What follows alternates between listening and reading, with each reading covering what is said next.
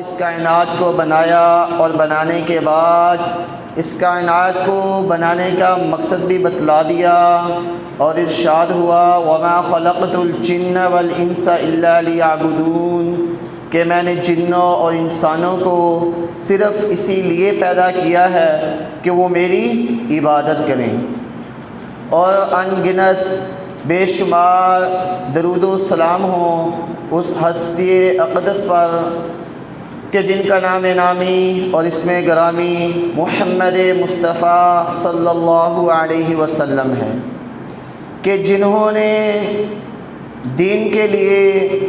ان گنت بے شمار مصیبتیں جھیلی لیکن دین حق بلند کر کے رہے، اس کے لیے اپنی جان کی فکر نہیں کی، اپنے مال کی فکر نہیں کی، بلکہ اللہ تبارک و تعالیٰ کو راضی کرنے میں لگے رہے اور اللہ کی توحید کو انسانوں تک پہنچایا اور انسانوں کو اندھیروں سے نکال کر روشنی کی طرف گامزن فرما دیا۔ جیسا کہ جاہلیت میں لوگ اپنی بیٹیوں کو عزت نہ دیا کرتے تھے بلکہ انہیں زندہ درگو کر دیا کرتے تھے، تو آپ آئے تو آ کر بیٹیوں کو ان کے حقوق دیے۔ اللہ تبارک و تعالیٰ سے دعا ہے کہ آج ہم جس موضوع پر بات کریں اللہ تبارک و تعالیٰ ہمیں صحیح طرح سے مجھے بیان کرنے کی اور اس کے بعد مجھ سمیت ہم سب کو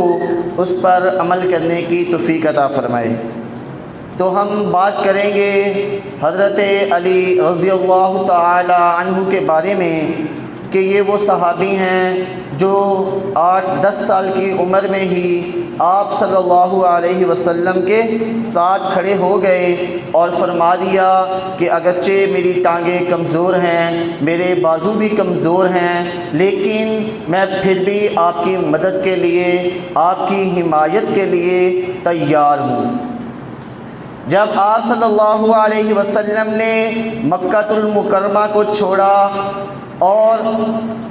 لوگوں کی جو امانتیں آپ کے پاس پڑی ہوئی تھیں باوجود لوگوں کی مخالفت کے ان کی تمام امانتیں آپ صلی اللہ علیہ وسلم کے پاس جمع رہتی تھیں، کیونکہ وہ لوگ جانتے تھے کہ آپ صادق ہیں، آپ امین ہیں، آپ نے ہماری امانتوں میں خیانت نہیں کرنی۔ تو جب آپ صلی اللہ علیہ وسلم کو اللہ تبارک و تعالیٰ نے ہجرت کا حکم دے دیا اور آپ نے اپنے پیارے ساتھی حضرت ابو بکر صدیق رضی اللہ تعالیٰ عنہ کو اونٹنی تیار کرنے کا بھی حکم فرما دیا، تو امانتوں کے لیے امانتیں جن کی تھی انہیں واپس لوٹانے کے لیے جس شخصیت کا انتخاب کیا گیا وہ حضرت علی رضی اللہ تعالی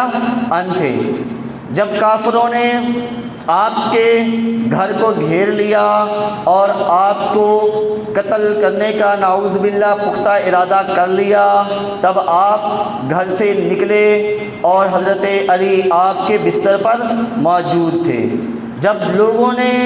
صبح حضرت علی رضی اللہ تعالیٰ عنہ کو دیکھا تو وہ حیران رہ گئے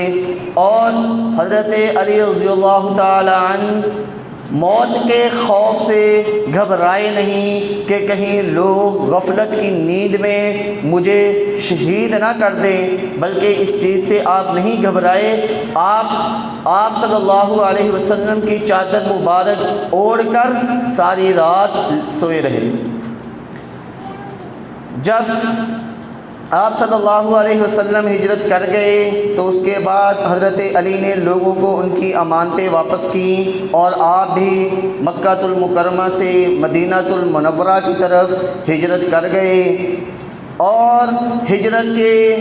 کچھ ہی عرصے کے بعد جب مکے والوں نے مدینے کے اوپر چڑھائی کرنے کا ارادہ کیا،